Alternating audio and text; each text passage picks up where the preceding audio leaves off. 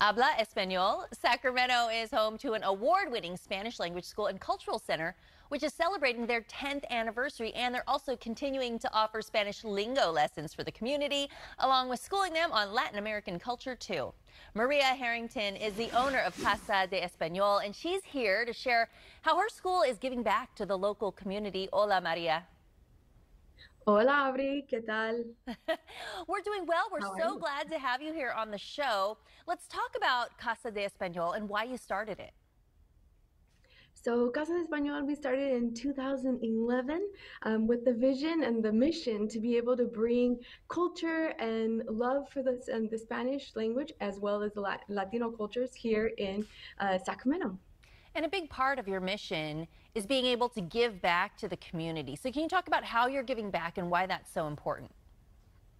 Definitely. For us, community is everything aquí en Casa de Español. And so for us, what we want to do is be able to offer different kinds of activities, not just here at Casa de Español with our big events and our trips to Latin America and Spain, but also give back to the community like we have done with La Familia Counseling Center. We've done various events for the earthquakes in Guatemala and in Mexico, and just recently for the Caldor fires. So let's talk about the students. Who are the students taking classes and how many students do you have? We almost have 300. We're very Wow. excited coming back from the pandemic. So we have little ones from ages 4 all the way till teenagers, and then we have our adult program as well. Oh, that's pretty cool. And I understand, obviously, during the pandemic, a lot of things shifted from in-person to virtual. So what is the current status of how you're doing the lessons and classes? Yes, so it was crazy. I'm sure for everyone it was the same way, just trying to figure out how to go from in person and turn everything virtual. We were lucky to be able to do it in a couple of weeks and get back up last year in 2020. And then now we have actually done pretty well with our virtual classes. We have students on the East Coast as well as in Canada taking our kids and adult classes. And now we're back into in-person mode. So this summer, we had in-person camps. Now for fall, we are doing a hybrid mode for our adults, so students can be in class or or virtually. And then our kids, we have both virtual and in-person as well. Oh, that is so cool. And obviously with something like language, it's easy to do virtually. Well, I shouldn't say easy, but there's still a way to get it done over the computer. The other thing I like about Casa de Español is you guys regard yourselves as a cultural center as well, to teach about the Latin American culture. So talk about that and maybe some of the other community activities that you guys participate in. Definitely. And so really, I mean, you can learn the language, but if you don't learn about the cultures, it's really not an authentic experience. So that's what we do here at Casa. And so, for example, this week, the kids are going to be learning about the Galapagos Islands. They're going to be making a wonderful turtle, as well as the